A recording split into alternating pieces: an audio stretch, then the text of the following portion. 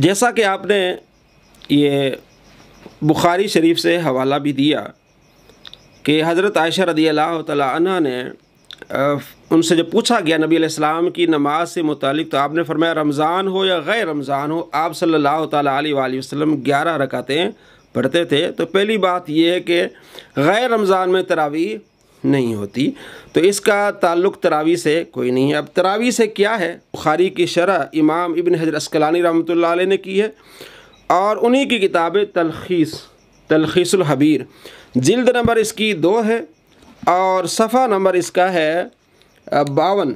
اس میں لکھتے ہیں کہ صلی بالناس 20 رکعتن، کہ انہ صلی اللہ علیہ وسلم صلی بالناس 20 رکعتن، کہ آپ صلی اللہ تعالیٰ علیہ وآلہ وسلم نے 20 رکعات نماز صحابہ کرام علیہ رضوان کو پڑھائیں۔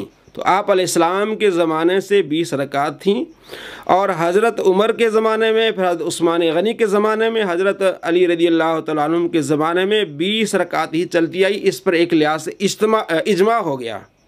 اب اس کے حوالے میں آپ کو دیتا ہوں، یہ دیکھیں آپ سب سے پہلے، یہ پہلا حوالہ آپ کے سامنے یہ دیکھیں کہ صائب بن یزید رضی اللہ تعالیٰ عنہ صحابی فرماتے ہیں کہ حضرت عمر اور حضرت عثمان غنی رضی اللہ تعالیٰ کے زمانے میں لوگ رمضان میں 20 رکعت تراویح پڑھا کرتے تھے، 20 رکعت تراویح پڑھا کرتے تھے۔ صائب بن یزید، یہ السنن الکبریٰ للبیہقی میں صحیح روایت ہے۔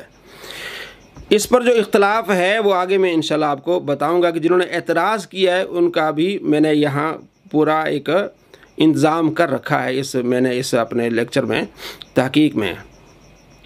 اچھا، آگے ہے یزید بن رومان، ٹھیک ہے، اور وہ کہتے ہیں کہ حضرت عمر رضی اللہ عنہ کے زمانے میں صحابہ کرام و تابعین نظام رمضان میں 23 رکعت پڑھا کرتے تھے، ٹھیک ہے، یعنی 3 وتر اور 20 رکعت تراویح پڑھا کرتے تھے۔ اس کے اوپر جو روایت ہے وہ یہ ہے کہ صائب بن یزید ہی کہتے ہیں کہ حضرت عمر رضی اللہ عنہ نے حضرت ابی بن کعب رضی اللہ عنہ اور حضرت تمیم داری کو یہ حکم دیا تھا کہ وہ 11 رکعت پڑھائیں، اور قاری 100 آیتوں یا اس سے زیادہ آیتوں والی صورتیں پڑھتا تھا، حتیٰ کہ ہم طول قیام کی وجہ سے لاٹھیوں کا سہارا لیتے تھے اور ہم فجر کے قریب فارغ ہوا کرتے تھے۔ اب یہاں 2 باتیں قابل غور ہیں۔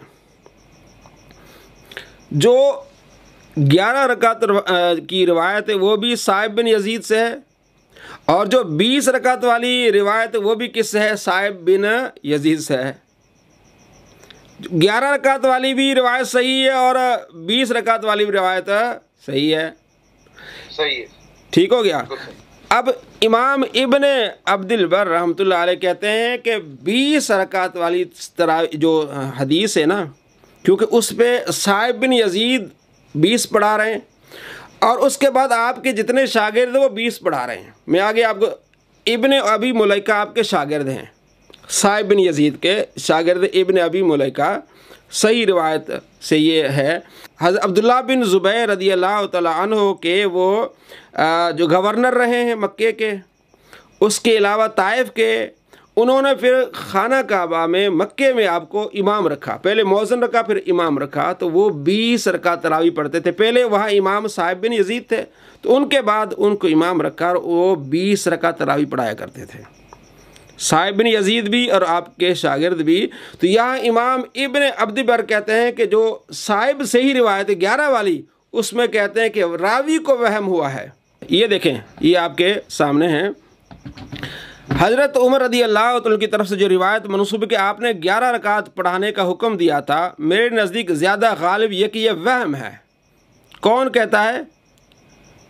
امام حافظ ابو عمر یوسف بن عبداللہ بن عبد البر مالکی 463 ہجری میں، یہ اور ان کی کتاب نیچے الاستذکار میں کہتے ہیں کہ یہ جو 11 والی روایت ہے اس میں راوی کو وہم ہے، کیونکہ حضرت عمر رضی اللہ تعالیٰ عنہ کے زمانے میں اور حضرت عثمان کے زمانے میں صائب بن یزید کہتے ہیں کہ ہم 20 رکعت تراویح پڑھا کرتے تھے، اور بعد میں کثیر تابعین 20 رکعتی تراویح پڑھایا کرتے تھے، یہ ان کا کہنا ہے۔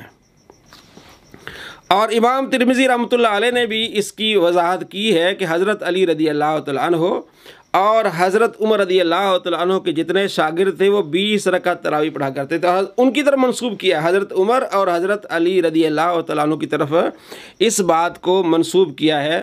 امام ترمذی رحمۃ اللہ علیہ کی کتاب ترمذی حدیث نمبر 806 وہ کہتے ہیں کہ قیام رمضان میں اہل علم کا اختلاف ہے۔ بعض علماء کی رائے یہ ہے کہ وطر کے ساتھ 41 رکعت پڑھی جائیں، اور یہ اہل مدینہ کا قول ہے، اور مدینہ میں اسی پر عمل ہوتا تھا، اور اکثر اہل علم کا مذہب ہے وہ ہے جو حضرت علی، حضرت عمر اور نبی صلی اللہ تعالیٰ علیہ وآلہ وسلم کے دیگر اصحاب رضی اللہ عنہم سے مروی ہے، یعنی حضرت علی سے مروی ہے 20، حضرت عمر سے 20 مروی ہے، اور دیگر اصحاب سے 20 رکعت نماز پڑھنا کیا ہے، مروی ہے۔ اور آگے لکھتے ہیں کہ امام شافعی رحمۃ اللہ فرماتے ہیں کہ ہمارے شہر مکہ میں 20 رکعت میں نے دیکھا کہ لوگ کیا کرتے تھے، پڑھا کرتے تھے۔ ان تمام واقعات کو دیکھا جائے تو امام ابن عبد البر کہتے ہیں کہ جو 11 والی روایت ہے اس میں راوی کو وہم ہوا ہے۔ اصل بات یہ ہے کہ 20 رکعت کہنا تو ان سے وہم ہوا ہے، یہ میں نہیں کہہ رہا، یہ امام ابن بر ان کی کتاب الاستذکار میں دکھا رہا ہوں، اس کے نیچے حوالہ بھی دکھا رہا ہوں، اور امام ترمذی بھی اس کی تائید کرتے ہیں، امام شافعی بھی اس کی تائید کرتے ہیں کہ 20 رکعت تراویح آپ صلی اللہ تعالیٰ علیہ وآلہ وسلم سے اور آپ صلی اللہ تعالیٰ علیہ وآلہ وسلم کے صحابہ سے کیا ہے، مروی ہے۔ اب یہ ڈنڈی کیا مارتے ہیں یہ بھی میں آپ کو دکھاتا ہوں۔ یہ جو 20 رکعت، کیونکہ میرا کام جو ہے نا وہ اہل حدیث کے بہت بڑے عالم ہیں شیخ زبیر علی زئی، تو انہوں نے جو احادیث کو رد کرنے کی کوشش کی تو اس پر میرا یہ کام ہے۔ اس جو صائب بن یزید والی روایت ہے اس میں وہ کہتے ہیں کہ اس میں ایک راوی ہے علی بن جاد، اس کو تشیع کے ساتھ مجروح کیا گیا ہے۔ کیا کہتے ہیں؟ تشیع کے ساتھ اس کو کیا کیا گیا ہے، مجروح کیا گیا ہے، اس لیے یہ اتنی پائے کی روایت نہیں ہے جو دوسری 11 والی ہے۔ یہ انہوں نے اصول رکھا ہے، اور یہ میں آپ کو کیا بتاؤں، ان کا اگلا اصول یہ ہے، پہلے ایک اور کتاب میں لکھتے ہیں کہ جس نے بھی بخاری مسلم کے راویوں کو مجروح کہا نا وہ بدعتی ہے، اور علی بن جاد بخاری مسلم کا راوی ہے۔ کس کا راوی ہے؟ یہ دیکھیں، ہاں یہ 2 نمبر ان کی دیکھ رہے ہیں، آپ دیکھیں یہ آپ کے سامنے ہیں، ٹھیک ہے۔ ان کی کتاب ہے نور العینین صفحہ نمبر 25، اس میں لکھتے ہیں کہ جس راوی کا ثقہ و صدوق ہونا ثابت ہو جائے اس کا قدری، خارجی، رافضی، شیعی، معتزلی، جہمی، مرجی وغیرہ ہونا صحت حدیث کے خلاف نہیں ہے، ٹھیک ہے۔ اور آگے لکھتے ہیں کہ روایت حدیث میں اصل بات راوی کی عدالت اور ضبط ہے، اس کا بدعتی ہونا، مثلا شیعی ہونا، قدری ہونا چندہ مضر نہیں ہے، اور جس راوی کی عدالت ثابت ہو جائے اس کی روایت مقبول ہے، اگرچہ اس کی بدعت کو اس سے بظاہر تقویت ہی کیوں نہ پہنچتی ہو۔ اب میں آپ کو دکھانے والا ہوں کہ یہ جو راوی علی بن جاد، یہ بخاری مسلم میں اس کی روایات ہیں، یہ دیکھ، یہ ساری روایت اوپر دیکھ رہے ہیں، علی بن جاد بخاری میں 106 نمبر ان سے، ادھر دیکھیں علی بن جاد بخاری میں 53 نمبر روایت انہی سے ہے، علی بن جاد 106 نمبر انہی سے ہے، علی بن جاد 2938 انہی سے ہے، علی بن جاد 2247 انہی سے ہے، علی بن جاد 7244 نمبر انہی سے ہے۔ کس سے ہے جی؟ علی بن جاد، اور بخاری میں ہے۔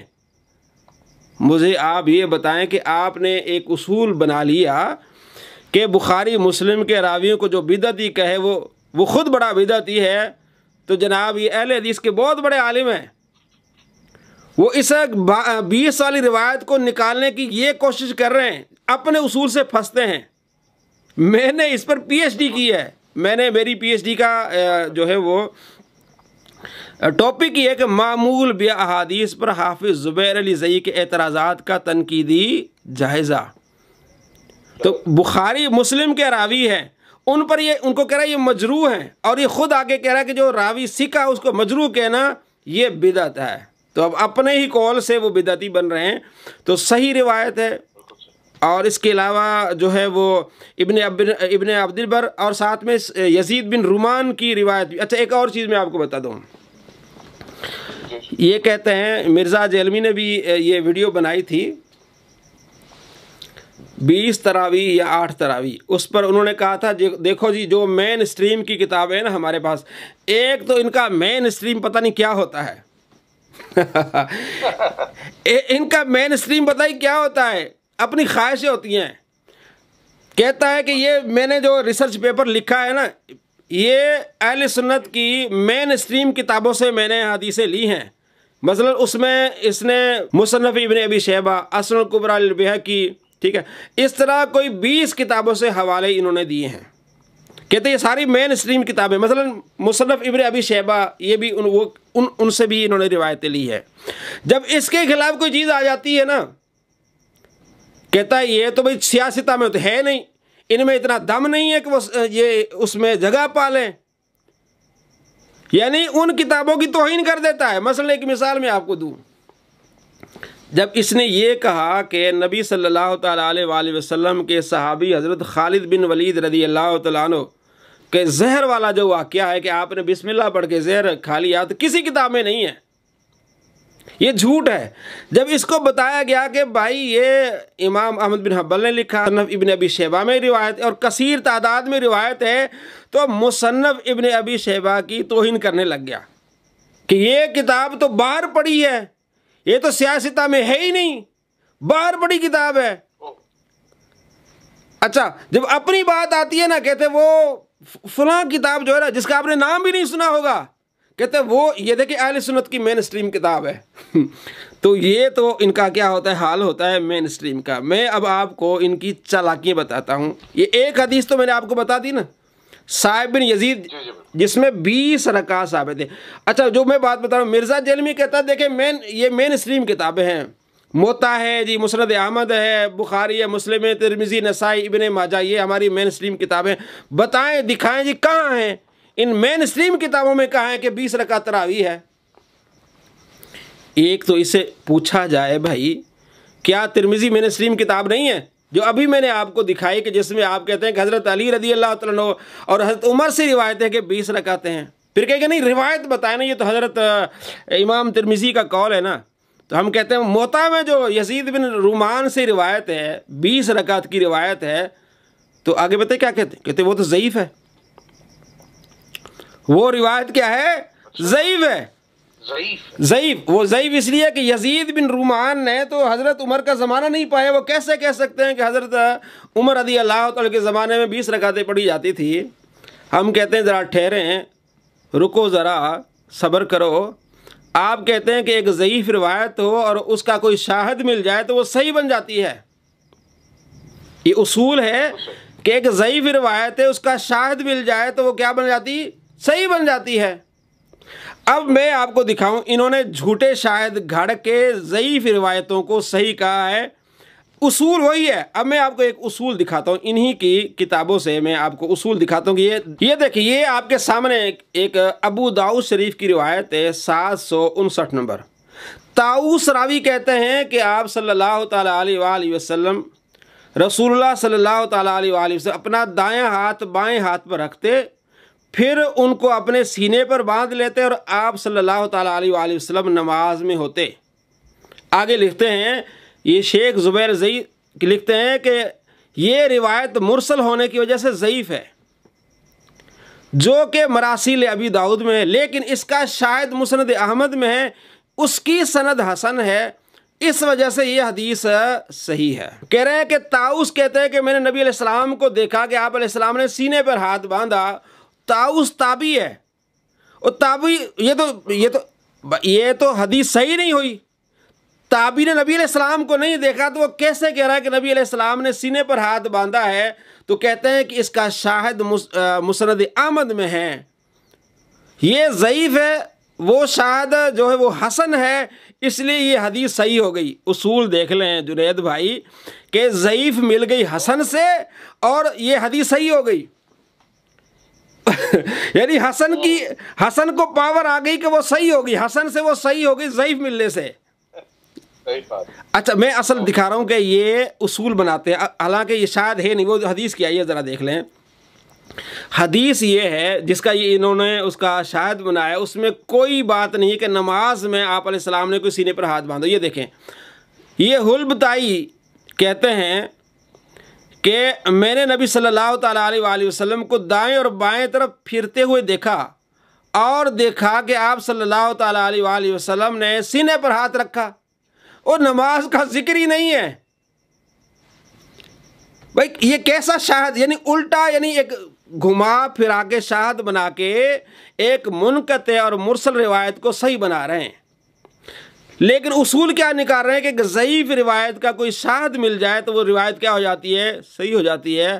ہم نے ان سے اصول تو منوا لیا، لیکن ان کا طریقہ غلط ہے، کیونکہ اس حدیث سے سینے پر ہاتھ باندھنے کا کوئی جواز ہی نہیں بنتا۔